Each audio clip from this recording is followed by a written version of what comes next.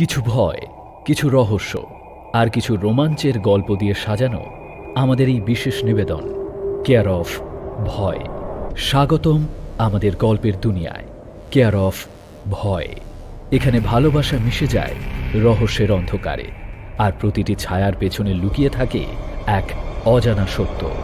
একটি গুরুত্বপূর্ণ কথা, অনেক গল্পে লেখকরা অলৌকিক উপাদান, দেবদেবী, ঝাড়ফুঁক, পিশাচ, তন্ত্রমন্ত্র, হত্যাকাণ্ড, চুরি, মানসিক সুস্থতা সংক্রান্ত বিষয় ইত্যাদি ব্যবহার করেন গল্পকে রোমাঞ্চকর ও আবেগপ্রবণ করতে।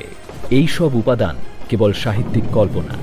আমরা এগুলোকে কোনো রকম কুসংস্কার বা অযৌক্তিক ভীতির প্রচারে ব্যবহার করছি না।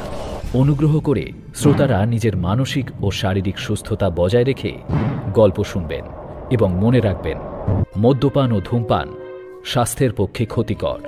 চোখ বন্ধ করে শুনো। শুরু হচ্ছে আজকের গল্প। কিশোরীদের মেসে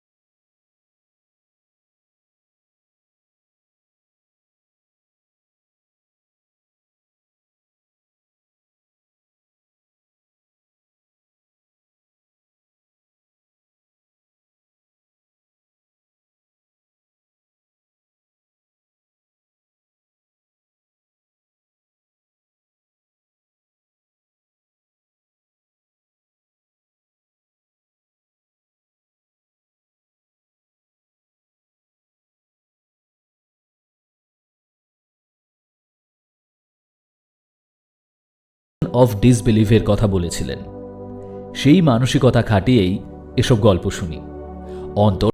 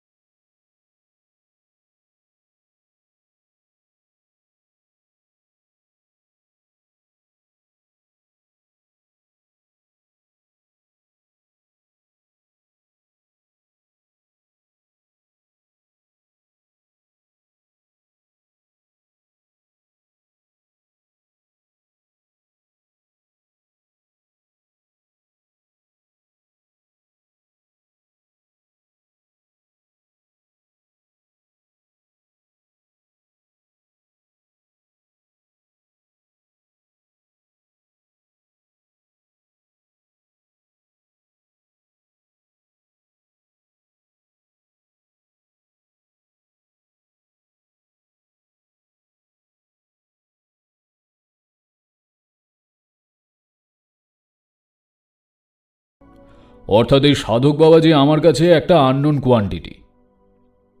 একে তাই আমার বেনিফিট অফ ডাউট দিতে হবে, কেমন? ঠিক আছে, চলুন একবার আলাপ করেই আসা যাক। তা কোথায় যেতে হবে?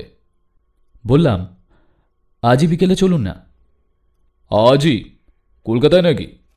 কলকাতায়। বিকেল 5টা নাগাদ তৈরি হয়ে থাকবেন, আমি এসে নিয়ে যাব। কিশোরীও যাবে নাকি?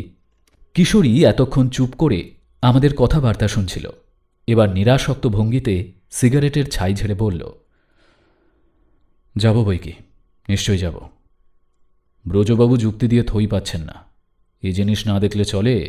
ব্রজভূষণ কিশোরীর দিকে একবার অগ্নিময় দৃষ্টি নিক্ষেপ করলেন। বেলা হয়েছিল, তখনকার মতো বিদায় নিয়ে নিজের বাসায় ফিরলাম। কিশোরী আর ব্রজভূষণকে নিয়ে বিকেল 5টার পর যখন তারানাথের বাড়ির দরজায় হাজির হলাম, তখন আকাশে মেঘ ঘনিয়ে এসে টুপটাপ বৃষ্টি শুরু হয়েছে। তারানাথ আর আমাদের মধ্যে কেমন একটা বৃষ্টির যোগ আছে। চড়চড়ে রোদ্দুরে ভর দুপুরে ঠিক করলাম বিকেলে তারানাথের বাড়ি যাব। বিকেলে বেরোবার সময় ঠিক দেখি আকাশ কালো, ঠান্ডা বাতাস দিচ্ছে। তারানাথের বাড়ি পৌঁছতে পৌঁছতে বৃষ্টি নামে।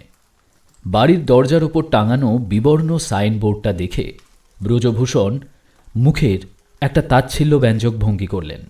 কড়া নাড়তে তারানাথের মেয়ে চারি ওরফে চারুপ্রভা এসে দরজা খুলে দিল। বললাম, ভালো আছে চারি? বাবা বাড়িতে আছেন? চারি মেয়েটি সুদর্শনা, খুব ফর্সা বা খোদাই করা চোখমুখ না হলেও আর 5টা মধ্যবিত্ত মেয়ের থেকে চারি একটু আলাদা। 15-16 বছর বয়সে শরীরে যৌবনের আগমন সূচিত হলে সব মেয়েকেই কিছু পরিমাণে শ্রীমণ্ডিতা বলে মনে হয়, কিন্তু চারির সৌন্দর্য অন্যরকম। সে শান্ত এবং ধীর, বড় বড় চোখের ওপর তুলি দিয়ে আঁকা, অচঞ্চল আর সংযত হাবভাব তাকে একটা এমন অনন্য মহিমা দান করেছে যেটা ব্যক্তিত্বের প্রভা হিসেবে তার উপস্থিতিকে সব সময় ঘিরে থাকে। এতটুকু মেয়ের পক্ষে ব্যাপারটা সম্ভ্রমজনক। প্রথম যখন তারানাথের বাড়িতে আসি তখন চারি 5-6 বছর বয়স। চোখের সামনে মেয়েটাকে বড় হতে দেখে ইদানিং একটু শঙ্কিত হয়ে উঠেছি। নববর্ষার জলে পুষ্ট মালতীলতার মতো বেড়ে উঠেছে চারি। তারানাথ এখনো এর বিয়ের উদ্যোগ করছে না কেন?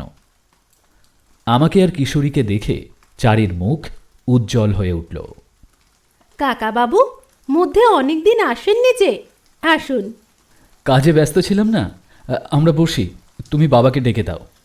ব্রজভূষণ শিক্ষিত লোক, আমাদের প্রতি নিক্ষিত আর শানিত স্বরবর্ষণ একটু বেশি প্রখর হয়ে পড়লেও তার ভেতর কোনো হীনতা ছিল না।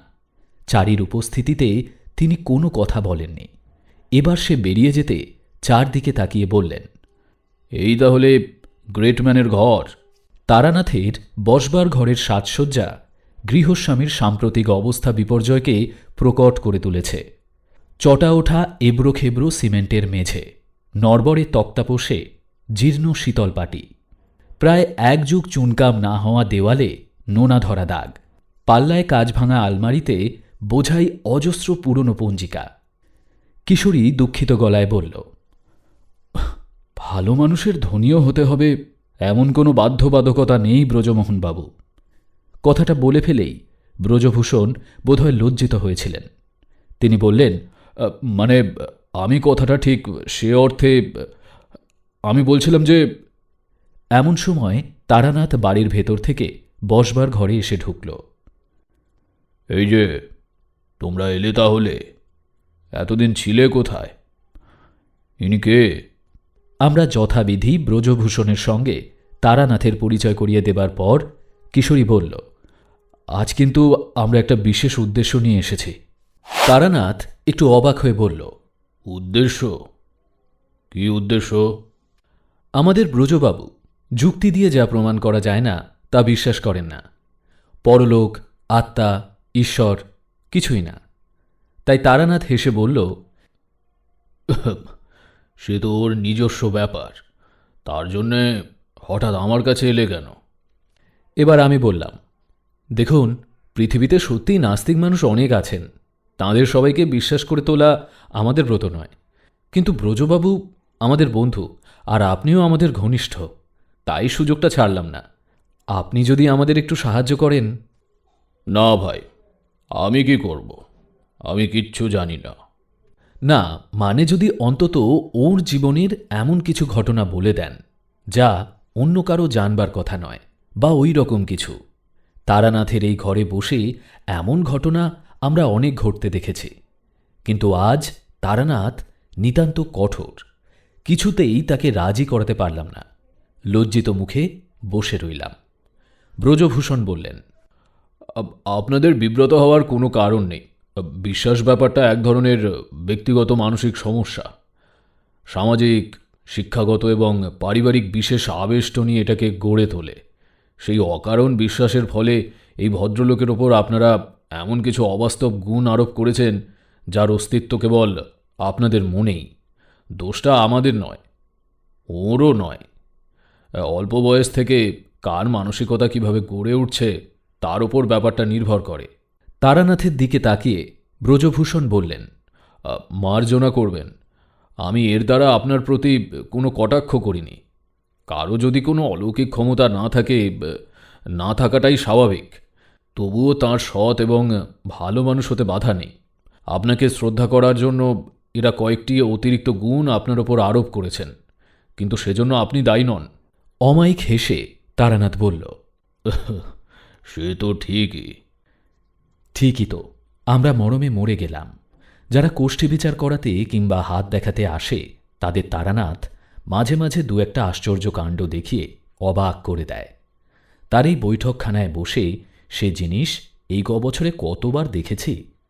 আজ আমাদের অনুরোধ সত্ত্বেও তার নিরুত্তাপ ব্যবহার আমাদের নিদারুণ অপ্রস্তুত করল। তারানাথ একজন সাধারণ মানুষ এবং তার ভেতরে কোনো বিশেষ ক্ষমতা নেই, এ বিষয়ে নিঃসন্দেহ হয়ে ব্রজভূষণ তারানাথের সঙ্গে নানান সাময়িক প্রসঙ্গ নিয়ে আলাপ জুড়ে দিলেন। আমাদের ইচ্ছে ফলবার আর কোনো আশা নেই দেখে হতাশ হয়ে বললাম, আমাদের কথা তো রাখলেন না, অন্তত একটু চা খাওয়ান। তারানাথ বলল, চায়ের কথা বলবো ভাবছিলাম, কিন্তু তোমাদের এই বন্ধুটির হয়তো সময় হবে না, সেজন্যই আগে বলিনি। ব্রজভূষণ অবাক হয়ে বললেন, আমার সময় হবে না কেন? মানে, চা খাবো বলে বলছি না, কিন্তু আমার তো এখন কোনো কাজ নেই। তারানাথ শান্তভাবে বলল, কাজ যখন আসে তা কি আগে থেকে বলা যায়? চা করতে বলি তাহলে। ব্রজভূষণ বিস্মিত দৃষ্টিতে তাকিয়ে বললেন, বলুন। বাড়ির ভেতরে চা করতে বলে এসে তারানাথ ভাঙা আলমারির পাল্লা খুলে মোটা সুতো দিয়ে বাঁধা একতারা সাদা কাগজ বের করলেন। সমাগত ভক্ত শিষ্যদের সঙ্গে বসে হস্তরেখা বা কোষ্ঠী বিচার করার সময় তারানাথ এর থেকে কাগজের স্লিপ নিয়ে হিসেব নিকেশ করে ব্যবস্থাপত্র দেয়। এক টুকরো কাগজে কি লিখে ভাঁজ করে একখানা খামে পুড়ে গদের আঠা দিয়ে খাম বন্ধ করল তারানাথ। তারপর ব্রজভূষণের দিকে তাকিয়ে বলল, আপনি তো শিক্ষিত ব্যক্তি, অধ্যাপনা করেন। আপনাকে একটা কথা দিলে রাখবেন আশা করি। ব্রজভূষণ একটু ইতস্তত করে উত্তর দিলেন, কথা দিলে অবশ্যই রাখবো, কিন্তু কি কথা দিচ্ছি সেটা আগে জানা দরকার। নিশ্চয় এই মুখবন্ধ খামটা আমি আপনাকে দিচ্ছি। আজ থেকে ঠিক 15 দিন পরে রবিবার বিকেলে এটা নিয়ে আপনি আমার এখানে আসবেন। আপনাকে শুধু কথা দিতে হবে যে এর মধ্যে আপনি এ খাম খুলবেন না, ঠিক আছে?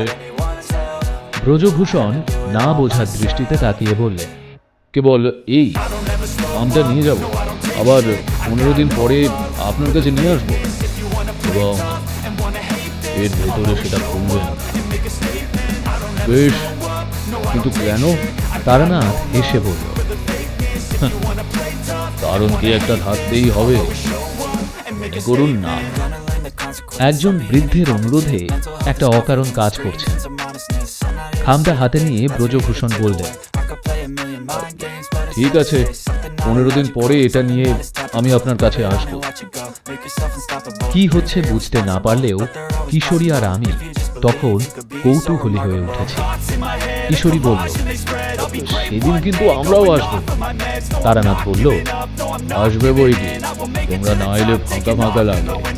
এমন সময় চারি একখানা খাবার থালায় 4টে চায়ের পেয়ালা এনে আমাদের সামনে তক্তাপোষের ওপর রেখে গেল। পেয়ালা হাতে নিয়ে সবে চুমুক দিতে যাচ্ছি, হঠাৎ বাইরে থেকে কে ডাকল, ব্রজভূষণ বাবু, এখানে আছেন নাকি? পেয়ালা নামিয়ে রেখে বিস্মিত হয়ে ব্রজভূষণ বললেন, এখানে আমাকে কে খোঁজ করতে এলো? কিশোরী বলল, আমি দেখছি। একটু পরেই তার সঙ্গে ভেতরে ঢুকল রমেন। সে কিশোরীদের মেসের একজন মেম্বার। ব্রজবাবু বললেন, আরে আপনি এখানে, কি ব্যাপার? রমেন বলল, আপনি একবার মেসে চলুন। কিশোরী এখানে গল্প করতে আসে জানি, আজ দুজনে একসঙ্গে বেরোলেন, ভাবলাম এখানে হয়তো পাওয়া যাবে, তাই একবার চলুন আমার সঙ্গে।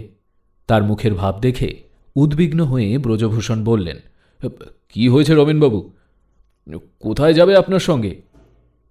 কিছুক্ষণ চুপ করে থেকে রমেন বলল, আপনি বেরিয়ে আসবার একটু পরেই আপনার একখানা টেলিগ্রাম এসেছে, আমি সই করে নিয়েছি। ব্রজভূষণ ব্যগ্র হয়ে বললেন, কি কি আছে টেলিগ্রামে? আপনার মায়ের খুব অসুখ, টেলিগ্রাম করেছে আপনার ছোট ভাই। ব্রজভূষণের মুখ বিবর্ণ হয়ে গেল। তক্তাপোষ থেকে পা নামিয়ে ব্যস্ত হয়ে চটিতে পা গলাতে গলাতে বললেন, সে কি, মায়ের অসুখ? আমার তো তাহলে এখনই রওনা দিতে হয়। ও কিশোরীবাবু, আপনার কাছে তো ঘড়ি আছে, একবার দেখুন দেখি 7:15টার গাড়ি ধরতে পারবো কি? রমেনবাবু, সত্যি করে বলুন, খারাপ কিছু নয় তো? মা আছেন তো? না না, সেসব কিছু নয়, চলুন, গিয়ে তো নিজের চোখেই টেলিগ্রাম দেখবেন। ঘড়ি দেখে কিশোরী বলল, খুব তাড়াতাড়ি করলে হয়তো গাড়িটা পেতে পারেন। এক কাজ করুন, একটা ঘোড়ার গাড়ি ভাড়া করে নিন এখান থেকেই। মেসে গিয়ে চট করে জিনিসপত্র গুছিয়ে নিন, তারপর ওই গাড়িতেই একেবারে স্টেশন চলে যাবেন। ব্রজভূষণ তারানাথের দিকে তাকিয়ে বললেন, এভাবে হঠাৎ চলে যেতে হচ্ছে বলে আমি অত্যন্ত দুঃখিত। ভালো করে পরিচয় করার সুযোগ হলো না। ফিরে এসে বরং একদিন আপনার কাছে, এখন গিয়ে ভালো খবর পেলেই বাঁচি। তারানাথ বলল, ফিরেই কিন্তু আসবেন একদিন। 15 দিন বাদে আপনার তো আসার কথাই রয়েছে। আজ আপনার চা খাওয়াও হলো না। খেতে গিয়েও নামিয়ে রাখা চায়ের পেয়ালার দিকে তাকিয়ে ব্রজভূষণ বললেন, হ্যাঁ, আজ আর সময় হলো না, সামনের দিন বরং। এই পর্যন্ত বলেই থেমে গিয়ে ব্রজভূষণ কেমন একটা অদ্ভুত দৃষ্টিতে তারানাথের দিকে তাকালেন। তারানাথও ঠোঁটের কোণে মৃদু হাসি নিয়ে ব্রজভূষণের দিকে তাকিয়ে আছে। সত্যি ব্রজবাবুর চা খাওয়ার সময় হল না। কিশোরী তাড়া দিল, চলো হে, চলুন ব্রজবাবু, এরপর আর ট্রেন ধরতে পারবেন না। মেসে আসবার পথে ঘোড়ার গাড়িতে ব্রজভূষণ কয়েকবার আপন মনেই বললেন, কোইন্সিডেন্স, কোইন্সিডেন্স। ব্রজভূষণকে আমরা 2-1 সঙ্গে নিয়ে ট্রেনে তুলে দিয়ে এলাম।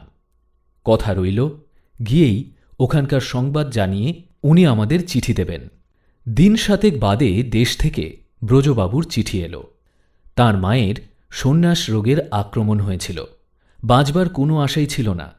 যাই হোক, এখন তিনি অনেকটা সামলে উঠেছেন। তাকে আরেকটু সুস্থ করে ব্রজবাবু ফিরবেন। আরও 1 সপ্তাহ কাটল। রবিবার সকালে কিশোরীর মেসে গেলাম ব্রজভূষণ ফিরেছেন কিনা খবর নিতে। না, ব্রজবাবু ফেরেননি, আর কোনো চিঠিও আসেনি। কিশোরী বলল, আজ বিকেলে কিন্তু আমাদের তারানাথের বাড়ি যাবার কথা, এদিকে ব্রজবাবু তো এসে পৌঁছলেন না, কি করবে? বিকেল অবধি দেখো, উনি না এলে আমরাই অন্তত যাই। বেশ, আমি তাহলে আর এখানে আসব না, সরাসরি তারানাথের বাড়ি চলে যাব, তুমিও ওখানেই চলে যেও। বিকেল 5টা নাগাদ আমরা দুজনেই মঠ লেনে গিয়ে হাজির হলাম। তারানাথ বৈঠকখানা ঘরে বসে তামাক খাচ্ছিল। আমাদের দেখে বলল, এসো এসো, ভাবছিলাম তোমাদের এত দেরি হচ্ছে কেন। আপনার মনে ছিল আজ আমাদের আসার কথা? মনে ছিল। বসো জমিয়ে, চা খাবে? হেসে বললাম, আজ আবার বাধা পড়বে না তো? তারানাথও হেসেই বললেন, আজ আর বাধা পড়বে না। কিছুক্ষণ বাদেই চারি এসে চা দিয়ে গেল। এর মধ্যে ব্রজবাবুর মা যে ভালো আছেন সে কথা আমরা তারানাথকে জানিয়ে দিয়েছি। চায়ে চুমুক দিয়ে বললাম, একটা কথা বলি, একটু হয়তো অনধিকার চর্চা হয়ে যাবে, রাগ করবেন না। চারির তো বিয়ের বয়স হলো, ওর বিয়ের জন্য চেষ্টা করছেন না কেন? প্রশ্নটা শুনে তারানাথ হঠাৎ অন্যমনস্ক হয়ে গেল। ইতিমধ্যে কিশোরী পাসিং শোয়ের প্যাকেট বের করে তারানাথের সামনে রেখেছে। তার থেকে সিগারেট নিয়ে ধরাতে ধরাতে অন্যমনস্কভাবেই তারানাথ বলল, মনে কিছু করার নেই, তোমরা ঠিকই বলেছ। মেয়ের বয়স হচ্ছে, বিয়ে তো দিতেই হবে। তাছাড়া তোমরা চারিকে ছোটবেলা থেকে দেখছ, তোমাদের অধিকার আছে বই কি। খানিকক্ষণ চুপ করে সিগারেট টেনে তারানাথ বলল, চারির বিয়ের জন্য খোঁজ খবর করার একটা অসুবিধে আছে। শুনে একটু থমকে গেলাম। চারি বেশ সুন্দরী মেয়ে, তার বংশগৌরবও ভালো, হাতের কাজেও সে নিপুণা। এ মেয়ের বিয়েতে কি অসুবিধে থাকতে পারে? ছাইদানি হিসেবে ব্যবহৃত নারকেলের মালায় সিগারেটের দেহাবশেষ গুঁজে দিয়ে তারানাথ বলল, ব্যাপারটা তোমাদের খুলেই বলি, গল্পের মতো লাগবে শুনতে। শুনবে নাকি? অবশ্যই শুনব, গল্পের লোভেই তো এখানে আসা। চারি এসে একখানা পেতলের রেকাবিতে পান আর মশলা রেখে গেল। আজ সে একটা হলদে তাঁতের শাড়ি পরেছে, টান টান করে চুল বেঁধেছে, কপালে খয়েরের টিপ। নিম্ন মধ্যবিত্ত ঘরের মেয়ে, এর চেয়ে বেশি সাজ কোথা থেকে করবে? কিন্তু তাতেই ভারী সুন্দর দেখাচ্ছে চারিকে। বললাম, হ্যাঁ রে, আজ এত সেজেছিস যে, কোথাও যাবি নাকি? সে লজ্জিত মুখে মাথা নেড়ে বাড়ির ভেতরে পালিয়ে গেল। তারানাথ বলতে শুরু করল, আমার প্রথম যৌবনের ঘটনা তো তোমাদের কিছু কিছু বলেছি। সেসব বড় আশ্চর্য দিন গিয়েছে। সংসারে মন নেই, বৈষয়িকতায় মন নেই, একটানা কোথাও বেশি দিন থাকতে ইচ্ছে করে না। ঘুরে ঘুরে বেড়াই গ্রামে গঞ্জে, বন পাহাড়ে। একবার একটা অদ্ভুত অভিজ্ঞতা হয়েছিল। বাংলাদেশ আর বিহারের সীমানায় একটা ছোট্ট গ্রামে রাত্রিরের আশ্রয় নিয়েছি। গ্রাম বলতে 10-12টা খোড়া চালের বাড়ি মাত্র। গ্রামের প্রান্ত থেকেই শুরু হয়েছে পাহাড় আর জঙ্গল। এক গোয়ালার বাড়ি থেকে মাটির ভাঁড়ে সেরখানিক দুধ কিনে কাছের পাহাড়টার ওপর চলে গেলাম রাত কাটাবো বলে। গাঁয়ের মোড়ল অবশ্য বলেছিল তার বাড়ি থাকতে, কিন্তু বাড়ির আরামে যদি চাইব তাহলে আর পথে বেরিয়েছি কেন। পাহাড়ের ঢালুতে ঘন জঙ্গল, তবে বিহারের দিকে যেমন হয় বড় বড় গাছ আছে অনেক, কিন্তু গাছের নিচে বাংলাদেশের মতো ঝোপঝাড় নেই। একেবারে তকতকে পরিষ্কার। সেখানেই একটা চৌকো পাথরের ওপর আস্তানা গড়লাম। ক্রমে রাত্রির গভীর হতে লাগলো। সঙ্গে দেশলাই ছিল। শুকনো কাঠকুঠো জোগাড় করে আগুন জেলে দুধটা জালে দিয়ে রাখলাম। টিকটিক করে এক ধরনের পোকা ডাকছে বনের মধ্যে। ঝিরঝিরে বাতাস বইছে সন্ধ্যে থেকে। বোধহয় সেই জন্যেই মশা নেই আদৌ। রোজ রাত্রিরে কিছুক্ষণ ধ্যানের অভ্যেস করেছিলাম। কোনো বিশেষ দেবতার মূর্তি কল্পনা বা মন্ত্র জপ নয়, এমনি চোখ বুজে পদ্মাসনে বসে মনকে একটি বিন্দুতে কেন্দ্রীভূত করার চেষ্টা করতাম। ঘন্টা 2-3 পাথরের টুকরোর ওপরে বসে মনকে বাইরের জগৎ থেকে বিচ্ছিন্ন করে অন্তর্মুখী চেতনা স্রোতে যুক্ত করলাম। যখন ধ্যান শেষ করে চারদিকে তাকালাম তখন নিশ্চয়ই মধ্যরাত্রি পার হয়ে গিয়েছে। আকাশে চাঁদ নেই, কিন্তু বনের মধ্যে চুঁইয়ে আসা অজস্র নক্ষত্রের স্নিগ্ধ আলো জ্যোৎস্নার অভাব দূর করেছে। নিচে গ্রামের বাড়িগুলোতে আলো নিভে গিয়েছে অনেকক্ষণ। দেহাতে এত রাত্রিরে কেউ জেগে থাকে না। কান পেতে থাকলে মাঝে মধ্যে 2-1টা কুকুরের ডাক শোনা যায়। কি সুন্দর শান্তি ছড়িয়ে আছে পরিবেশে। আমি কবি নই, এসব বর্ণনা যে কাব্য করে দিচ্ছি তা ভেবো না। মাথার নিচে পুটলিটা নিয়ে চিত হয়ে শুয়ে পড়লাম পাথরের ওপর। শাল আর সেগুনের বনের বাতাস লেগে কেমন একটা উদাস বাজনার মতো শব্দ হচ্ছে। পাতার ফাঁকে ফাঁকে নক্ষত্রের ভিড়। কবেকার কী সব কথা যেন আবছা আবছা মনে পড়ে যায়, অথচ পুরোপুরি মনে আসে না। গত জন্মের স্মৃতি কি হবেও বা? সারা রাত ওই অরণ্যের মধ্যে আকাশের দিকে তাকিয়ে শুয়ে থেকে এক স্বর্গীয় শান্তি নেমে এলো আমার মনে। এটাকেই আমি আশ্চর্য অভিজ্ঞতা বলছিলাম। ওই নির্জনতা, ওই রহস্যময় রাত্রি, নক্ষত্রদের দল যেন আমাকে সৃষ্টির আদিম মুহূর্তে নিয়ে গেল।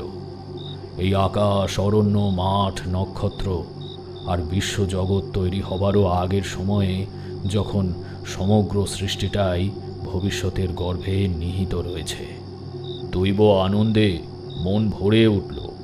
মনে হলো কিছুই তো কিছু নয়, ঐশ্বর্য, খ্যাতি, ক্ষমতা কিছুই তো আমাকে এই আনন্দের সন্ধান দিতে পারবে না।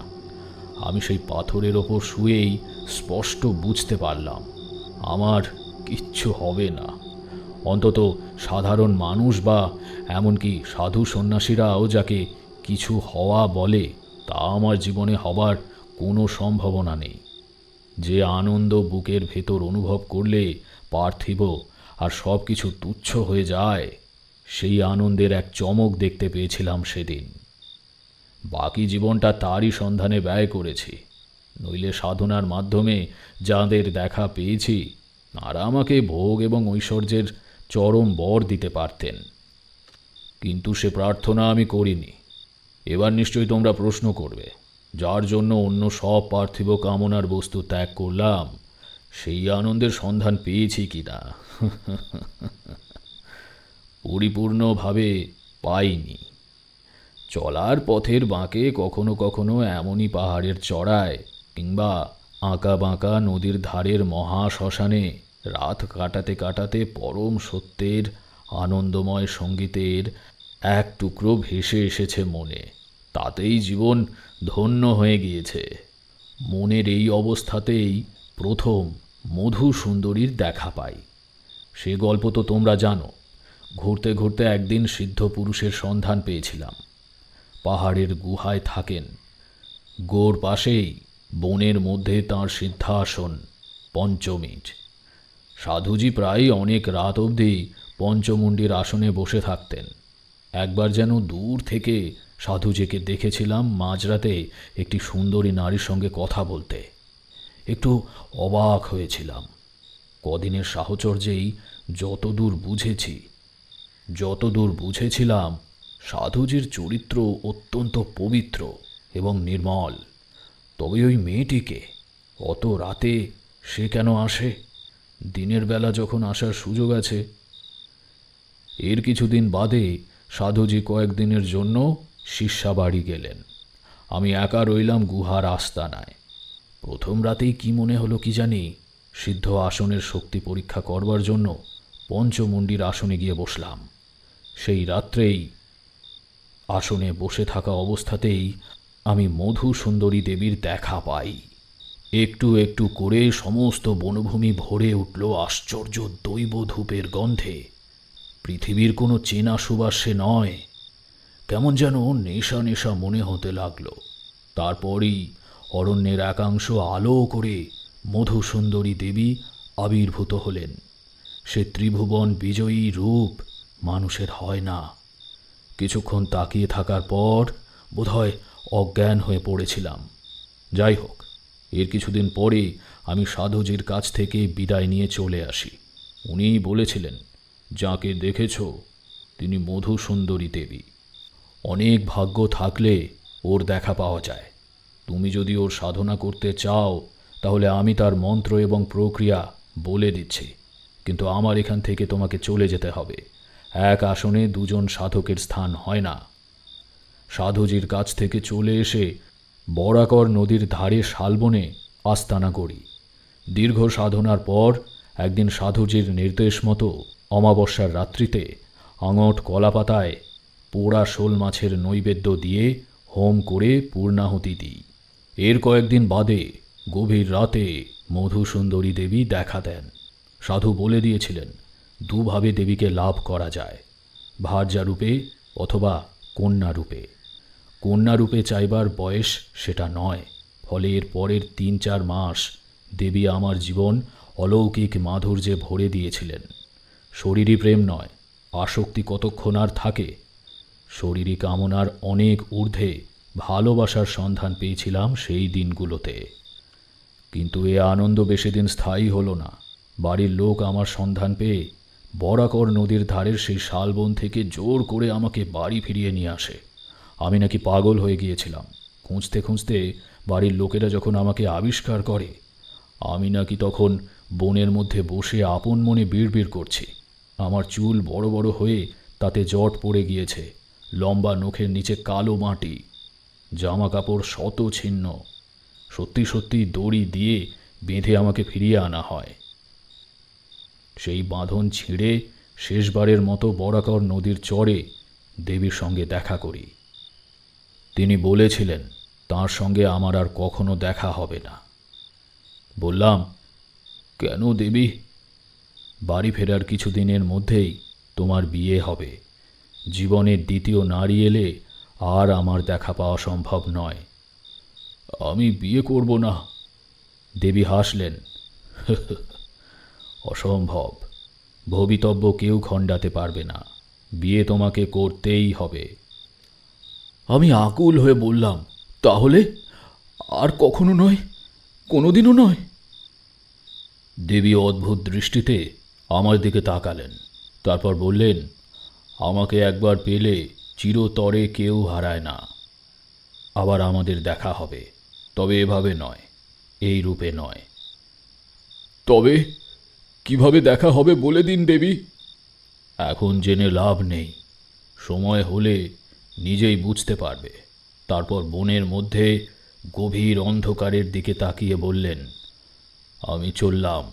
তুমি পালিয়েছ বুঝতে পেরে বাড়ির লোকেরা তোমাকে ধরতে আসছে। তোমাকে কিছু ক্ষমতা দিলাম, ঠিকমতো ব্যবহার করতে পারলে কোনো দিন অন্ন বস্ত্রের অভাব হবে না। আর সময় নেই, চলি। দেবী অন্তহিত হবার প্রায় সঙ্গে সঙ্গেই দেখলাম বনের ভেতর দিয়ে কয়েকটা লণ্ঠনের আলো এগিয়ে আসছে। মনে একটা হাল ছেড়ে দেওয়া হতাশার ভাব, নিবিড় ক্লান্তি। আর পালাবার চেষ্টা না করে একটা গাছের গুঁড়িতে হেলান দিয়ে বসে রইলাম। লোকেরা এসে চিৎকার করে উঠল, এই যে এখানে বসে আছে। একজন এসে আমার হাত ধরল। কে যেন বলল, বাতাসে কিসের গন্ধ হে? বেশ গন্ধটা। আমার হাত বাঁধার জন্য এরা দড়ি নিয়ে এসেছিল। বললাম, বাঁধতে হবে না, আমি নিজেই যাচ্ছি, ভয় নেই, আর পালাবো না। বাড়ি ফিরলাম। পরের দিন সকালে গাঁয়ের কেষ্ট নাপিত এসে আমার দাড়ি গোঁফ কামিয়ে চুল কেটে দিল। বেশ কিছুদিন আমার মনের মধ্যে কোনো প্রকৃত প্রাণ ছিল না। খেতে হয়, নইলে প্রাণ থাকে না, তাই দুবেলা খেতে বসি। ঘুম আসে না, তবু জোর করে ঘুমোবার চেষ্টা করি। কারণ জেগে থাকলে একটা তীব্র ক্ষতির বোধ বুকের মধ্যে হাহাকার জাগিয়ে তোলে। কি অমূল্য জিনিস চিরকালের জন্য হারিয়েছি, আর তা কখনো ফিরে পাব না। আবার ঘুমোলে স্বপ্নের ভেতরে ভেসে ওঠে বরাকর নদীর ধারের সেই বালির চর। পূর্ণিমার জ্যোৎস্নায় অভ্রের কুচি চমকে উঠছে। আলোয় ছায়ায় মেশা সেই শালবন, উদাস হাওয়া করুণ বাজনা বাজাচ্ছে তার পাতায় পাতায়। কিন্তু শূন্য সেই অরণ্য আজ নিষ্প্রভ। চাঁদের আলো সেখানে ভালো করে খুলছে না, কারণ দেবী আর নেই। মনের তিক্ত অতৃপ্তি নিয়ে ঘুম ভেঙে জেগে উঠতাম। এই মানসিক অবস্থার ভেতর আমার বিয়ে হয়ে গেল। বিবাহের কোনো অনুষ্ঠানই আমার অন্তরকে স্পর্শ করতে পারল না। আবিষ্ট মানুষের মতো যে যা বলল করে গেলাম। পাত্রী আগে থেকেই ঠিক ছিল, আমাদের গ্রামেরই মেয়ে। আমার জীবনে সবই অদ্ভুত। পাত্রী নির্বাচনের ব্যাপারটাও সাধারণভাবে ঘটেনি। ছোটবেলায়, তখন আমার 12-13 বছর বয়স, সাঁতার কাটতে খুব ভালোবাসতাম। নদীতে গিয়ে ঘণ্টাখানেক সাঁতার দিয়ে স্নান না করলে তৃপ্তি হতো না। বর্ষার নদীতে গেরুয়া জলের ঢল নামত, কুটো পড়লে দুখানা হয়ে যায় এমনই স্রোত। এমন এক বর্ষাকালে মনের সুখে জলে ঝাঁপিয়ে স্নান করছি। হঠাৎ পাড় থেকে সম্মিলিত কণ্ঠের একটা চিৎকার উঠল, সবাই আঙুল দিয়ে নদীর মাঝখানে কি যেন দেখাচ্ছে। তাকিয়ে দেখি প্রখর স্রোতের টানে একটি 7-8 বছরের মেয়ে অসহায়ভাবে ভেসে চলে যাচ্ছে। ওই টানের মুখে হাতিও ভেসে চলে যাবে। কেউই মেয়েটিকে বাঁচানোর জন্য জলে নামতে সাহস করছে না। তখন অল্প বয়স, মৃত্যুর পরোয়া করি না। 2 হাত সাঁতার দিয়ে এগিয়ে মেয়েটির চুলের গুছি চেপে ধরলাম। তারপর আর ওই ভয়ানক স্রোতের বাধা কাটিয়ে কিছুতেই ফিরে আসতে পারি না। একা হলে কোনো অসুবিধাই হতো না, কিন্তু এক হাতে মেয়েটিকে ধরে রেখেছি। ছেড়ে দিলেই সে ডুবে যাবে। একসময় তো এমন হলো, মনে করলাম মেয়েটাকে ছেড়ে দিয়ে নিজের প্রাণ বাঁচাই। পারলাম না। অতি কষ্টে এক হাতে জল কেটে পাড়ের কাছে এলাম। আর সমস্তক্ষণ গ্রামের একদল লোক ঘাটে দাঁড়িয়ে চিৎকার করে আমাকে উৎসাহ এবং নানা রকম পরামর্শ দিয়ে গেল। কে একজন একটা ধুতি পাকিয়ে ছুঁড়ে দিল আমার দিকে, তবে তার আর দরকার ছিল না। তখন আমি পায়ের নিচে জমি পেয়ে গিয়েছি। যাকে বাঁচালাম সে আমাদের গ্রামের হরিদাস ভট্টাচার্যের মেয়ে। এই ঘটনার বছর 2 পরে হরিদাস ভট্টাচার্য কথায় কথায় আমার জ্যাঠামশাইকে বলেছিলেন, আমার মেয়েটাকে তো তারানাথ বাঁচালো, এবার আপনারা ওকে পায়ে স্থান দিন। অবাক হয়ে জ্যাঠামশাই বললেন, তার মানে? আজ্ঞে, আমি তারানাথের সঙ্গে আমার মেয়ের বিয়ের প্রস্তাব করছি। সে আমার মেয়ের প্রাণ রক্ষা করেছে। শাস্ত্র মতে তার প্রাণের মালিক এখন সেই। বিধাতাই এ যোগাযোগ ঘটিয়ে দিয়েছেন। জ্যাঠামশাই তখনকার মতো ব্যাপারটা এড়িয়ে গেলেন বটে, কিন্তু পাড়া গাঁয়ে সব মজাদার কথা চাপা দিয়ে রাখা কঠিন। কিছুদিনের মধ্যে এই গ্রামের লোকেরা এ নিয়ে নানা রকম আলোচনা করতে শুরু করলো। কেউ বলল, হরিদাসের আক্কেল দেখেছ, ফাঁক তালে মেয়েটাকে পার করবার তালে আছে। আবার কেউ বলল, ঠিকই তো বলেছে, তারানাথের উচিত মেয়েটাকে বিয়ে করা। মনু সংহিতাতে স্পষ্ট এরকম নির্দেশ দেওয়া আছে। আসলে এমন হলে বেশ একটা মজা হয়। গ্রামের শান্ত নিস্তরঙ্গ জীবনে 2-5 দিন হইচই করবার মতো কিছুই কখনো ঘটে না। আমার বিয়েটা ঘটিয়ে দিতে পারলে সবাই মিলে একটু আমোদ করা যায়। এর ফলে সত্যিই কিছু হতো কি না কে জানে, কিন্তু এবারে বাড়ির লোকেরা আমাকে ধরে আনার পর হরিদাস ভট্টাচার্য নতুন উদ্যমে এসে আমার জ্যাঠামশাইকে পাকড়াও করলেন। বিয়ে দিলে আমার পায়ে বেড়ি পড়বে, আমি আর পালাতে পারবো না, এমন একটা ধারণা বাড়ির সকলের ছিল। এদিকে জ্যাঠামশাইয়ের বয়স হয়েছে, ঘরে ঘরে পাত্রী দেখে বেড়ানো তাঁর পক্ষে সম্ভব নয়। অথচ চট করে বিয়েটার ব্যবস্থা না করলে আমি আবার পালিয়ে যেতে পারি। কাজেই সব দিক বিবেচনা করে জ্যাঠামশাই হরিদাস ভট্টাচার্যকে কথা দিলেন। তাঁদের বংশ ভালো, মেয়েটিও দেখতে শুনতে ফেলনা নয়, বিয়েতে আপত্তি হওয়ার কোনো কারণ ছিল না। জ্যাঠামশাই প্রথম দিকে যে ইতস্তত করছিলেন তার কারণ তাঁর ধারণা ছিল যে শ্বশুরবাড়ি দূরে না হলে জামাইয়ের যথেষ্ট আদর হয় না। অবশ্য এই ধারণা ভুল প্রমাণিত হয়েছিল। তোমরা হয়তো ভাবছ, চারির বিয়ের সঙ্গে এ গল্পের সম্বন্ধ কি? সম্বন্ধ আছে, সে কথায় আসছি, মনোযোগ দিয়ে শুনে যাও। যন্ত্রচালিতের মতো বিয়ে করলাম, কিন্তু স্ত্রীর প্রতি আমার কোনো টান জন্মালো না। সত্যি বলতে কি, প্রথম 4-5 মাস তার দিকে ভালো করে তাকিয়েও দেখিনি। রাত্রিরে বৈঠকখানা ঘরে একটা চাদর আর বালিশ নিয়ে আলাদা শুতে যেতাম। দিনের বেলা ভেতর বাড়িতে আদৌ ঢুকতাম না, পাছে কথা বলতে হয়। গ্রামের ছোট্ট গণ্ডির মধ্যে এসব কথা চাপা রাখা কঠিন। আস্তে আস্তে লোকেদের মধ্যে ফিসফাস শুরু হয়ে গেল। তারানাথ বউয়ের কাছে ঘুমায় না কেন? এর মধ্যে নিশ্চয়ই কোনো রহস্য আছে। অনেকে বলতে লাগলো, তারানাথ আবার বিয়ে করবে। একদিন রাত্রিরে যথারীতি বৈঠকখানা ঘরে শুয়ে আছি। গরমে কিছুতেই ঘুম আসছে না। হঠাৎ মনে হলো ভেতর বাড়িতে যাওয়ার দরজায় কে যেন এসে দাঁড়িয়েছে। অন্ধকারে তাকে ভালো দেখা যাচ্ছে না, তবে বুঝতে পারছি স্ত্রীলোক, কারণ কাপড়ের খসখস আর চুড়ির শব্দ শোনা যাচ্ছে। বললাম, কে কে ওখানে? উত্তরে দরজার আড়াল থেকে এক ছায়াময়ী বেরিয়ে এসে আমার খাটের পাশে দাঁড়ালো। আবছা অন্ধকারে ঠাহর করে দেখলাম আমার স্ত্রী। কথা বলতে ইচ্ছে ছিল না, কিন্তু বিদায় করতে গেলেও তো না কথা বলে উপায় নেই। জিজ্ঞাসা করলাম, কি চাও? খুব মৃদু গলা এসে বলল, তুমি ঘরে শুতে যাও না কেন? বললাম, আমার একটা ব্রত আছে, জানো তো আমি সন্ন্যাসী হয়ে গিয়েছিলাম। উত্তরে সে বলতে পারত, ব্রত থাকলে বিয়ে করে আমার জীবন নষ্ট করলে কেন? বিয়ে না করলেই পারতে। কিন্তু কোনো অভিযোগ না করে সে বলল, কাল থেকে ঘরে শুতে চেও। আমি কথা দিচ্ছি তোমার ব্রত নষ্ট করব না। লোকেরা 5 রকম কথা বলছে, এসব কথা চলতে দেওয়া উচিত নয়। আমার উত্তরের জন্য অপেক্ষা না করেই সে ফিরে চলে গেল। বিবেচনা করে দেখলাম আমার স্ত্রীর কথার যৌক্তিকতা রয়েছে। নিজের চিত্তের দৃঢ়তা রক্ষা করার দায়িত্ব আমারই। ঘনিষ্ঠতা করার থেকে নিজেকে নিশ্চয় বিরত রাখতে হবে। কিন্তু আলাদা শোবার মতো নাটকীয় কাণ্ড করে পারিবারিক সুনাম নষ্ট করতে যাই কেন? এরপর গ্রামের নিন্দুকেরা নানান খারাপ কথা রটাবে। পরের রাত্রির থেকে নিজের ঘরেই শুতে লাগলাম। রক্ত মাংসের ওপর পরিবেশের প্রভাব পড়বেই। দেহ ধারণ করলে স্বয়ং ঈশ্বরকেও সংস্কারের অধীনতা মানতে হয়। আমার তখন অল্প বয়স, পাশে তরুণী নবপরিণীতা স্ত্রী। ব্রত খুব বেশি দিন থাকল না।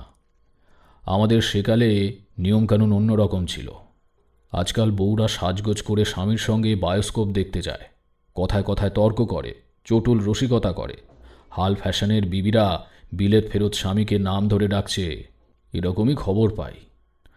আমাদের সময় বউয়েরা স্বামীদের প্রকৃত শ্রদ্ধা করত, বিনা তর্কে তার ওপর সম্পূর্ণ নির্ভর করত। আমার স্ত্রী তার ব্যতিক্রম ছিল না। রোজ সকালে উঠে সে আমাকে প্রণাম করে দিনের কাজ শুরু করত।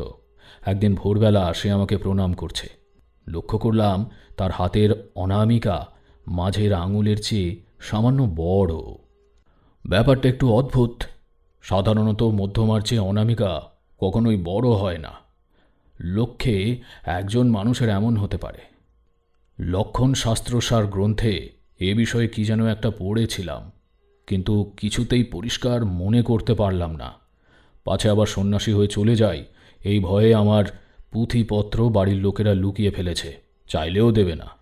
কাজেই অনামিকা বেশি লম্বা হলে সেটা কিসের লক্ষণ তা আমি স্থির করতে পারলাম না। জিনিসটা আস্তে আস্তে মনের তলায় ডুব দিল। এর অনেক বছর পরের কথা। তখন আমি পুরো দস্তুর সংসারী হয়ে পড়েছি। চারিরও জন্ম হয়েছে, তার বয়স বছর 4 হবে। নৌকো করে এক শিষ্য বাড়ির নিমন্ত্রণ রক্ষা করতে যাচ্ছিলাম। সঙ্গে চারি রয়েছে। আমাকে সে এক দণ্ডও চোখের আড়াল করতে চাইত না। পরের দিনই দুপুরে ফিরে আসবার কথা। ভাবলাম মেয়েটাকে সঙ্গে করে নিয়ে যাই, বেড়াতে গেলে খুশিই হবে এখন। দুপুরে খাওয়া দাওয়া করে রওনা দিয়েছিলাম। স্রোতের মুখে তরতর করে নৌকো ছেড়ে বিকেল 4টের ভেতর অনেকখানি রাস্তা পার হয়ে এলাম। শিষ্যবাড়ি আর ঘণ্টা 2 পথ। এমন সময় উত্তর পশ্চিম কোণে কাজলের দাগের মতো একটা মেঘ দেখা দিল। আমরা প্রথমে কেউ গ্রাহ্য করিনি, কিন্তু মাঝি বয়স্ক এবং অভিজ্ঞ, তার মুখ গম্ভীর হয়ে উঠল। সে বলল, ঠাকুরমশাই, ঝড় উঠবে বলে মনে হচ্ছে, নৌকো কি পাড়ে নেব? হেসে বললাম, মেঘ এখনো বহু দূরে, তাছাড়া ও মেঘে ঝড় নাও হতে পারে। এসব অচেনা জায়গায় নৌকো ভিড়িয়ে লাভ কি বাবা? তার চেয়ে একটু টেনে চলো। আর কতটুকুই বা পথ? কিন্তু সেই মেঘের রেখা দেখতে দেখতে এগিয়ে এসে সমস্ত আকাশ ঢেকে ফেলল, আর সেই সঙ্গে আরম্ভ হলো তুমুল ঝড়। শান্ত নদী মুহূর্তে সংহার মূর্তি ধারণ করল। নবীন মাঝি পাকা লোক, তাই তক্ষুনি নৌকো না ডুবলেও আর বেশিক্ষণ যে ভেসে থাকবে এমন ভরসাও করতে পারলাম না। এখন পাড়ের দিকে নেবার চেষ্টা করেও লাভ নেই, কারণ নদীতে উত্তাল ঢেউ উঠেছে। নৌকো মাঝির নির্দেশ মানছে না। হঠাৎ একটা ভয়ানক বাতাসের ঝটকা এলো। নৌকো একদিকে কাত হয়ে ছলাৎ করে অনেকখানি জল উঠে পড়ল খোলে। দাঁতে দাঁত চেপে উল্টো দিকে সমস্ত শরীরে শক্তি দিয়ে হাল ঠেলে ধরে নবীন মাঝি বলে উঠল, আর বুঝি নৌকো বাঁচে না ঠাকুরমশাই? আমার মনের অবস্থা ভেবে দেখো।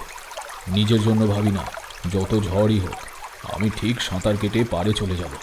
কিন্তু এই উত্তাল নদীতে চারিকে একা হাতে ধরে সাঁতার কাটা সম্ভব নয়। ওকে ফেলেও নিজের প্রাণ বাঁচাতে পারবো না। দুজনকেই হয়তো আজ ডুবে মরতে হবে। এইসব ভাবছি। চারি হঠাৎ আমার দিকে তাকিয়ে বলল, বাবা, তুমি ভয় পেয়েছো? বললাম, আমার জন্য নয়, তোমার জন্য ভয় পাচ্ছি মা। আমার তো ঝড় দেখতে খুব ভালো লাগছে বাবা। কেমন বড় বড় ঢেউ। শিশুকে আর কি বোঝাবো। বললাম, ঝড় না থামলে বড় বিপদ মা। আর একটা দমকা এলো। আবার কিছুটা জল উঠল খোলে। আমার মুখ পাংশু হয়ে গিয়েছিল। চারি বলল, ঝড়ের জন্য ভয় পাচ্ছ বাবা? ঝড় এখনই থেমে যাবে। বোকা মেয়ে, এখনই ঝড় হয়েছে, এ ঝড় কি সহজে থামবার? কিন্তু ছইয়ের বাইরে তাকিয়ে চারি বলল, ওই দেখো বাবা, ঝড় থেমে যাচ্ছে। অবাক হয়ে দেখলাম আকাশে গভীর কালো মেঘের স্তর ছিন্ন ভিন্ন হয়ে গেছে। বাতাস পড়ে এসেছে। বড় বড় ঢেউ আর উঠছে না। আস্তে আস্তে যেভাবে ঝড় কমে তেমন নয়, এক মুহূর্তেই যেন বাতাসের প্রকোপ কমে গেল। নবীন মাঝিও ঘরমাক্ত শরীরে পরিস্থিতির এই আকস্মিক পরিবর্তনে অবাক হয়ে আকাশের দিকে তাকাচ্ছে। যাই হোক, আর কিছুক্ষণের মধ্যেই নিরাপদে শিষ্যবাড়ি পৌঁছে গেলাম। কিন্তু ঘটনাটা আমি ভুলতে পারলাম না। এর কয়েকদিন বাদে আমার স্ত্রীর জ্বর মতো হলো। চারির শোবার ব্যবস্থা হলো আমার বিছানায়। আমি বসে বসে লণ্ঠনের আলোয় এক আত্মীয়ের কোষ্ঠী তৈরি করছি। পাশে চারি ঘুমিয়ে পড়েছে। রাত তখন অনেক হবে। হঠাৎ দেখি আলো একটু একটু করে কমে আসছে। বাড়ির পুরনো কাজের লোক হারাধনের ওপর খুব রাগ হলো। সে নিশ্চয়ই আজ সন্ধেবেলা লণ্ঠনে তেল ভরেনি। যাক, একদিক দিয়ে ভালোই হলো। আর রাত না জেগে শুয়ে পড়া যাক। কাগজ কলম তুলে রেখে বাতিটাকে সরাতে যাব। মনে হলো সেটা বেশ ভারী। খালি লণ্ঠন, এত ভারী কেন? লণ্ঠনটা তুলে নেড়ে দেখি তাতে তেল ভর্তি। আশ্চর্য ব্যাপার তো, তেল যদি থাকবে তাহলে আলো নিভে যাচ্ছে কেন? অবাক হয়ে বসে রইলাম। চোখের সামনে তৈল ভর্তি বাতি একটু একটু করে নিভে গেল। ঘর অন্ধকার হবার সঙ্গে সঙ্গে একটা ব্যাপার উপলব্ধি করে আমার গা ছমছম করে উঠল। তাহলে কি এতদিন পরে আবার ঘরের বাতাসে দেবধূপের স্বর্গীয় পবিত্র সুবাস? চারির মাথার কাছে খাট আর দেওয়ালের মধ্যে যে জায়গাটুকু, সেখানটা ধীরে ধীরে হালকা নীল আলোয় ভরে উঠল। আর সেই আলোর মধ্যে ফুটে উঠল মধু সুন্দরী দেবীর ভুবন মোহিনী মূর্তি। তিনি হাসি মুখে আমার দিকে তাকিয়ে আছেন। উত্তেজনায় দাঁড়িয়ে উঠে আমি কি যেন বলতে গিয়েছিলাম। দেবী আঙুল তুলে আমাকে থামিয়ে দিয়ে বললেন, বলেছিলাম আর একবার দেখা হবে, আজ এসেছে। কিন্তু এই শেষবার। আজকের পরে আমাকে চাক্ষুষ আর কখনো দেখতে পাবে না। হাত জোর করে দাঁড়িয়ে আছি, দু চোখ দিয়ে দর দর করে জল পড়ছে। দেবী হেসে আবার বললেন, দুঃখ করো না, আগেই তো বলেছি আমাকে একবার পেলে কেউ চিরতরে আর হারায় না। তুমি বুঝতে পারোনি? আমি তো তোমার কাছেই আছি। দেখো, তাকাও। দেবী তর্জনী তুলে ঘুমতো চারির দিকে নির্দেশ করলেন। সেদিকে তাকিয়ে আমার গা শিউরে উঠল। এ তো চারি নয়, আমার মেয়ে নয়। মধুসুন্দরী দেবী ছোট্ট মেয়ের রূপ ধরে শুয়ে রয়েছেন। সেই অবয়ব, সেই অনিন্দ দেহকান্তি, কেবল আকৃতি শিশুর মতো।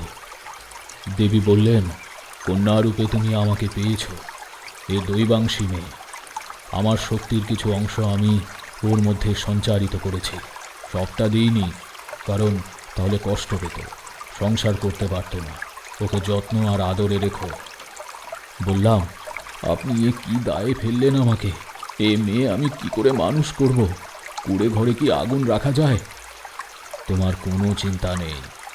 সুখে দুঃখে মেয়ে ঠিক বড় হয়ে উঠবে। ওর বিয়ের জন্য ব্যস্ত হওয়ার কারণ নেই। সম্বন্ধ আপনা আপনি হয়ে যাবে। তবে 17 বছর বয়স পূর্ণ হবার আগে তা হবে না। নতজানু হয়ে দেবীকে প্রণাম করে শেষ প্রশ্ন করলাম, এমন কেন করলেন দেবী? মধুসুন্দরী দেবী বিষণ্ণ হেসে বললেন, তুমি যেমন আমার জন্য সাধনা করেছিলে, তার ফলে আমিও তোমাকে প্রার্থনা করেছিলাম। প্রকৃত সাধক পৃথিবীতে বিরল, কিন্তু প্রণয় রূপে তো আর সম্ভব নয়।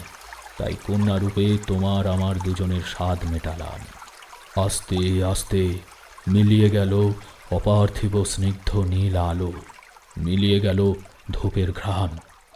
ইহজীবনে সেই আমার মধু সুন্দরী দেবীর সঙ্গে শেষ দেখা। তোমরা বোধহয় এটাকে গল্প হিসেবেই নিলে, কিন্তু বিশ্বাস করো, এ ঘটনা সত্যি আমার জীবনে ঘটেছিল। মেয়ের বয়স চোখের সামনে বেড়ে যাচ্ছে, কিন্তু দেবীর নির্দেশ অমান্য করবার সাহস আমার নেই। তার অংশে যদি সত্যি মেয়ের জন্ম হয়, তাহলে তিনিই ও ব্যবস্থা করবেন। অবশ্য আজই।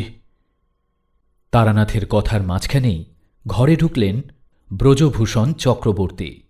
আমরা সবাই কথা থামিয়ে তার দিকে তাকিয়ে আছি দেখে ব্রজভূষণ ক্লান্তভাবে হেসে বললেন, দুপুরে ট্রেন ফেল করে এই বিপত্তি। বিকেলের ট্রেন ধরে এইমাত্র এসে পৌঁছলাম। মেসেও যাইনি, শটান চলে এসেছি। তারপর তারানাথের দিকে তাকিয়ে বললেন, আমি কথার মূল্য রাখার খুব চেষ্টা করি। 15 দিন পরে আজ দেখা করবার কথা ছিল। দেখুন কত কষ্ট করে এসেছি। তারানাথ বলল, বসুন বসুন, বিশ্রাম করুন। আপনার মা ভালো আছেন তো? মা ভালো আছেন, তাকে সুস্থ করে তুলে তবে আসছি। কিন্তু আমার একটা খুব জরুরি কথা আপনাকে বলবার আছে। কি কথা? ব্রজভূষণ মুখ নিচু করে কয়েক মুহূর্ত কি যেন ভাবলেন। তারপর তারানাথের দিকে তাকিয়ে দৃঢ় গলায় বললেন, আমার মত বদলেছে। পৃথিবীর সব ঘটনাই যুক্তির আলোয় বিচার করা যায় না। সত্যি ব্যাখ্যার অতীত অনেক কিছু জীবনে ঘটে। গতবার যখন আসি তখন মনের মধ্যে অবিশ্বাস আর আপনার সম্বন্ধে ভুল ধারণা নিয়ে এসেছিলাম। এজন্য আপনার কাছে আমি ক্ষমা প্রার্থনা করছি। তারানাথ হেসে বলল, ক্ষমা চাইবার প্রয়োজন দেখি না। আপনি আপনার সৎ বুদ্ধিমতো কাজ করেছিলেন। নিজের বিশ্বাসকে অনুসরণ করা অন্যায় নয়। সে যাই হোক, এখন আপনার মতের পরিবর্তন কি করে হলো সেটা যদি বলেন তাহলে শুনি। ব্রজভূষণ বললেন, সেদিন মায়ের অসুখের খবর পেয়ে দেশের স্টেশনে গিয়ে যখন নামলাম তখন রাত প্রায় 11টা। গাড়ি অনেক লেট ছিল। গ্রামের দিকে 11টা মানে অনেক রাত। গাড়ি ঘোড়া কিছুই পাওয়া সম্ভব নয়। সেদিন বেশ দুর্যোগ ছিল, মনে আছে নিশ্চয়ই। বুঝতে পারলাম বাড়ি পর্যন্ত কয়েক মাইল রাস্তা এই দুর্যোগে পায়ে হেঁটেই পাড়ি দিতে হবে। দুর্গা বলে স্টেশন থেকে বেরিয়ে হাঁটতে আরম্ভ করলাম। দেশের স্টেশন বাড়ি থেকে যাওয়ার দুটো রাস্তা আছে। একটা পথ মাঠের ওপর দিয়ে, বন জঙ্গল ভেঙে নদী পেরিয়ে গিয়েছে। রাস্তাতে কাদা জল, ধানক্ষেত আছে। ঘন দুর্যোগে যাবার পক্ষে আদৌ ভালো নয়।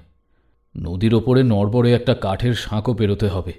অন্য পথটা ভালো, ডিস্ট্রিক্ট বোর্ডের পিচ ঢালা রাস্তা বরাবর গ্রাম অবধি চলে গিয়েছে।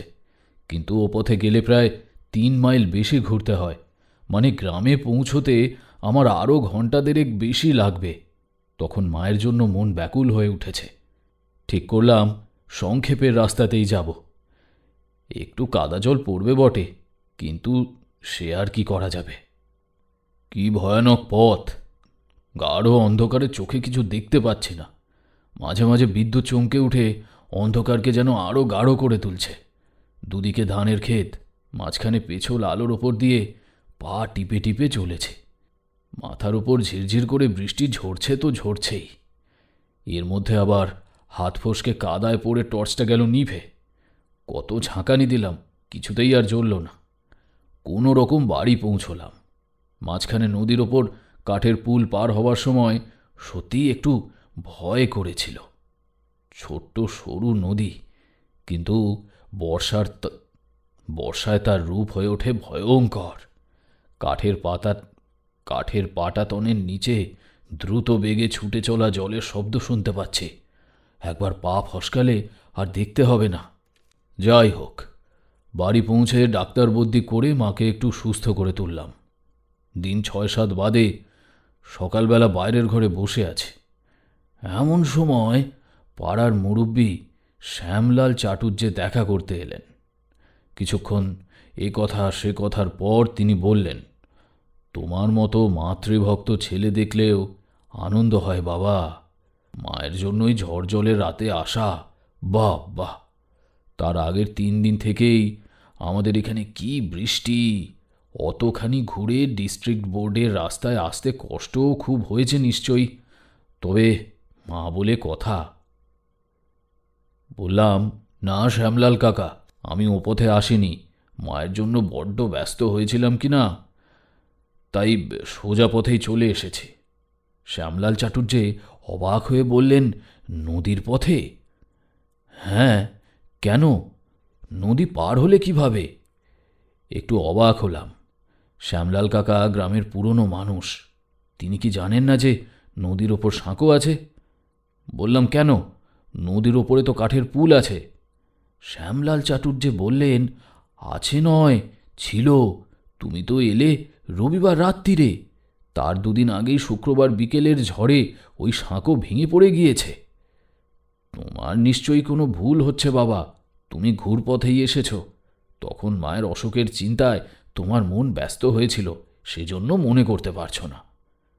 যতই মন ব্যস্ত থাকুক, এ ধরনের ভুল মানুষের হতে পারে না। কিন্তু শ্যামলাল কাকা কেমন অদ্ভুত দৃষ্টিতে তাকিয়েছেন দেখে আমি আর কথা বাড়ালাম না। এরপর হয়তো উনি আমার মস্তিষ্কের সুস্থতা সম্বন্ধে সন্দেহ করবেন। কথা ঘুরিয়ে অন্য প্রসঙ্গ পাড়লাম। দুপুরে খাওয়া দাওয়া সেরে বাড়ি থেকে বেরোলাম নদীর ধারে যাব বলে। প্রায় 1.5 মাইল পথ। তবে আজ কদিন বৃষ্টি থেমে যাওয়াতে মাঠঘাট শুকিয়ে এসেছে। কিছুক্ষণের মধ্যেই পৌঁছে গেলাম। সত্যি, নদীর ওপর কাঠের সাঁকোটা নেই। এবারে যেখান থেকে পুল শুরু হয়েছিল সেখানে কয়েকটা বাঁশের কাঠ পড়ে আছে মাত্র। আশ্চর্য, আমি কি তবে বাতাসে হেঁটে নদী পার হয়েছিলাম? নদীর ধারেই মাঠে কয়েকজন চাষি খেতে কাজ করছে। তাদের একজনকে ডেকে জিজ্ঞাসা করলাম, হ্যাঁ রে, এ সাঁকো কবে ভেঙেছে বলতে পারিস? সে বলল, কেন পারবো না কর্তা, গেল শুক্রবার রাত্রিরে ঝড় হলো না, সেই ঝড়েই তো ভাঙল। কি হড়মড় বিকট শব্দ আজ্ঞে! লোকটি সবিস্তারে পুল ভাঙার গল্প শুনিয়ে গেল। আমার কিন্তু তখন কানে আর কিছুই ঢুকছে না, মাথার মধ্যে যেন কেমন করছে। এ আমার ঘটনা, এর কি ব্যাখ্যা হতে পারে আমি জানি না, কিন্তু এটুকু বুঝতে পেরেছি যে আপনার কাছে এসে আমার ক্ষমা প্রার্থনা করা উচিত। ব্রজভূষণ থামলেন। তারানাথ নির্বিকার। ব্রজভূষণের কাহিনী শুনে তার বিস্ময়বোধ হয়েছে বলে মনে হল না। আপনাকে একটা মুখবন্ধ খাম দিয়েছিলাম, সেটা আজ নিয়ে আসার কথা ছিল। এনেছেন কি? আগে এনেছি। এর মধ্যে খোলেননি তো? ব্রজভূষণ দুঃখিত কণ্ঠে বললেন, চক্রবর্তী মশাই, আমি কথার মানুষ। বেশ, এবার খামটা খুলে দেখুন দেখি ভেতরের কাগজে কি লেখা আছে। ব্রজভূষণ বুক পকেট থেকে খাম বের করেছিলেন। ভেতরে তারানাথের হাতে লেখা সেই কাগজে স্লিপ। তাতে কি লেখা তখনও জানি না, কিন্তু সেটা পড়ে ব্রজভূষণের মুখভাব যেন কেমন হয়ে গেল। বিহল চোখে সে তাকিয়ে রইল তারানাথের দিকে। কিশোরী ব্রজভূষণের হাত থেকে কাগজের টুকরোটা নিয়ে পড়ল, তারপর নিঃশব্দে আমার দিকে বাড়িয়ে দিল। হাতে নিয়ে দেখলাম গোটা স্পষ্ট হস্তাক্ষরে তাতে লেখা, নদীর ওপর সাঁকোটা কিভাবে পার হয়েছিলেন? ব্রজভূষণ আবেগগড় গলায় বললেন, তাহলে তাহলে আপনি কি? তারানাথ বলল, আমি নই, আমার ঈশ্বরের কাছে আমি প্রার্থনা করেছিলাম যাতে আপনার জীবনে বিশ্বাসের শান্তি নেমে আসে। তিনিই যা করবার করেছেন। আমি বুঝতে পেরেছিলাম সেদিন আপনি মায়ের কাছে পৌঁছতে পারবেন না। ব্রজভূষণ জিজ্ঞাসা করলেন, কি করে বুঝলেন? তারানাথ উত্তর না দিয়ে চুপ করে রইল। ব্রজভূষণ আবার বললেন, থাক, আমি জবাব চাই না, কিন্তু আমার একটা প্রার্থনা রয়েছে, তা আপনাকে পূরণ করতে হবে। তারানাথ বলল, বলুন। দেশে আমার এক ভাগ্নে রয়েছে, আইএ পাস, খুব শান্ত আর সচ্চরিত্র ছেলে, গ্রামের জুনিয়র হাই স্কুলে পড়ায়। এবার গিয়ে দেখি তার বিয়ের পাত্রী খোঁজা হচ্ছে। আপনার মেয়েকে সেদিন দেখে গিয়েছিলাম, ভারী পছন্দ হয়েছিল। বোনের কাছে আপনার মেয়ের কথা বলায় তিনি রাজি হয়েছেন। আমার তো মেয়ে দেখাই আছে, আর কেউ দেখবে না। সামনের মাসেই 17 কি আপনি বিয়ে দিতে পারবেন? আমাদের কোনো দাবি নেই, শাঁখা সিঁদুর দিয়ে পাঠাবেন। ব্রজভূষণের হাত জড়িয়ে ধরল তারানাথ। বলল, আমি কন্যার পিতা, আমার আর কি আপত্তি থাকতে পারে?